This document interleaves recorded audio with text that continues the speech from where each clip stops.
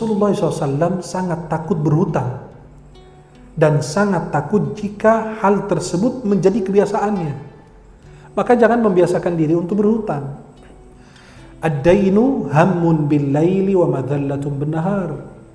Hutang itu beban malam hari dan penghinaan di siang hari. Beban Anda mikirin gitu, ya Allah gimana ini udah besok tanggal 1. Hafal tanggal dan hafal jam.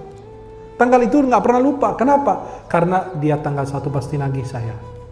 Yang punya kosan, yang punya kontrakan. Sampai kemarin kan Presiden ngumumin, yang awal Covid itu kan orang mengalami kesulitan. Diundur pembayaran kontrakan. Kata yang punya kontrakan, urusanmu apa? Orang kontrakan saya hidup dari situ juga. Kalau aku nggak dikasih uang, aku juga mati. Bukan satu orang, malah mati berjamaah. Ya, yang tinggal di kontrakan itu dibilang suruh tunda. Yang punya kontrakan kan hidupnya dari situ. Kalau dia nggak dapat duit, mati juga. Berarti yang ngekos juga mati, yang punya tempat mati. Jadi mati berjamaah, pahalanya besar. 27. Astagfirullah.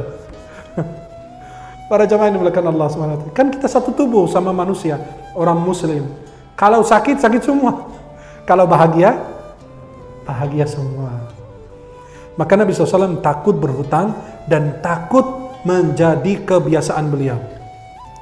Diriwayatkan dari Ummi Aisyah radhiyallahu anha bahwasannya dia mengabarkan, dulu Rasulullah SAW sering berdoa di salatnya. Ingat, Nabi sering berdoa dengan doa ini. Allahumma inni a'udzu bika min 'adzabil qabri wa a'udzu bika min fitnatil masiihid dajjal wa a'udzu bika min fitnatil mahya wa fitnatil mamat.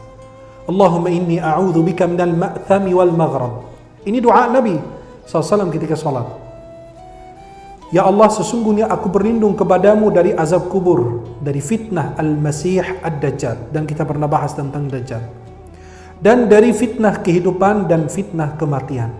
Ya Allah, sesungguhnya aku berlindung kepadamu dari hal-hal yang menyebabkan dosa dan dari berhutang. Subhanallah. Nabi selalu berlindung kepada Allah Subhanahu wa taala dari berhutang. Berkatalah seseorang kepada beliau sallallahu alaihi wasallam, "Ma aktsara ma tasta'idzu minal maghram." Betapa sering engkau berlindung dari hutang ya Rasulullah. Kenapa engkau ya Rasulullah selalu kalau berdoa selalu memohon agar tidak mempunyai hutang atau tidak berhutang kepada orang? Kata Nabi apa? Innar rajula idza gharima haddatsa fakadzaba wa wa'ada fa akhlaf. Itulah kebiasaan kita ini semua. Kata sahabat, ya Rasulullah, kenapa engkau selalu berlindung daripada hutang? Kata Nabi, inilah penyakitnya. Kenapa orang Nabi berlindung dari hutang? Sesungguhnya seorang yang biasa berhutang, jika dia berbicara, maka dia akan berdusta. Oh tenang Pak, tanggal 1 insya Allah 2 uang yang turun. 1 tahun berapa? Bulan apa? Dia bilang tanggal 1 kan? Jangan lagi, kan Bapak bilang tanggal 1, kan saya nggak sebut bulan berapa, tahun berapa. Bisa jadi tahun 2022. Kan saya nggak bilang hari, cuma sebut insya Allah tanggal 1. Kan masih terbuka itu lebar bahasa Arabnya atau bahasa agamanya. Ini kalau Anda bilang tanggal 1, bisa tanggal 1 bulan ini, bisa tanggal 1 bulan depan, dan seterusnya. Tanggal 10, nah, kalau belum tiba tanggal 10. Pak, ini gimana? Kata Bapak tanggal 10, kan saya nggak bilang bulan kapan. Kan saya belum dapat duitnya juga, saya dijanjiin tanggal 10. Ya, tapi bulan apa? Wallahu a'lam bishawab. Kata Nabi SAW, jika dia berbicara, maka dia berdusta. Jika dia berjanji, maka dia akan mengingkarinya.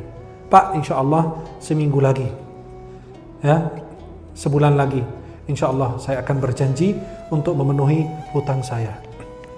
Dan orang tersebut, subhanallah, ya, dia berjanji tapi dia akan mengingkari janjinya. Itu Nabi. Kenapa? Berlindung daripada hutang, karena orang kalau berbicara berdusta dan kalau berjanji akan mengingkari. Tapi subhanallah, memang saya tidak boleh berhutang. Boleh jika diperlukan untuk makan dan minum. Kadang-kadang orang berhutang untuk hal-hal yang aneh. Ya, ada orang kemarin bertanya, anak nggak tahu bertanya apa yang lucu dia. Boleh nggak saya pinjam uang buat nikah lagi? Masya Allah, masya Allah. Sudah punya istri mau nambah lagi, berhutang lagi. Hah? Masa akad nikahnya itu saya bayar emas dengan uang sekian, nyicil gitu, ya kan nggak mungkin. Maka pertanyaan atau meminjam untuk hal tersebut tidak boleh.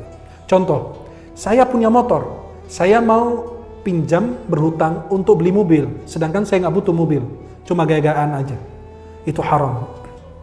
Kenapa? Apalagi kalau Anda tidak sanggup membayar hutang tersebut, maka tidak boleh. Kalau mengambil sesuatu sesuai dengan kemampuan saya. Kalau sudah ada motor dan mencukupi, ayo jalanin dulu. Kalau enggak, kredit kalau mampu dan Anda punya gaji mencukupi untuk memenuhi kebutuhan keluarga, membayar hutang dan lain sebagainya. Tapi kalau Anda pinjam karena kebutuhan buat makan minum, sekarang banyak mengalami kesulitan sampai pinjam uang untuk beli beras dan lain sebagainya, itu diperbolehkan karena memang darurat. Dan ingat, Allah akan menolong orang yang berhutang. Tapi yang siapa? Itu tipenya satu orang saja. Rasulullah SAW bersabda, "Man akhadha dainan wa huwa yuridu an yu'addiyahu, a'anahu Allah azza wa jalla." Siapa yang mengambil utang ya atau minjam, lantas dia berniat untuk melunasinya, maka Allah akan menolongnya. Ya. Maka Nabi SAW mengatakan dalam hadis lain, barang siapa mengambil uang orang, minjam, dan niatnya balikin lagi, insya Allah Allah bantu dia balikin. Tapi ada orang niat ngambil uang dari orang kaya, pinjam pak, pinjam 500.000, ya. Niatnya dia nggak dibalikin, kan duitnya banyak. Kalau saya nggak kasih juga dimasukin banyak, duitnya. Itu tidak boleh. Kenapa? Karena niat dari awal udah tidak benar. Niat dari awal minjam dan tidak balikan, maka orang tersebut dipersulit oleh Allah Subhanahu wa taala.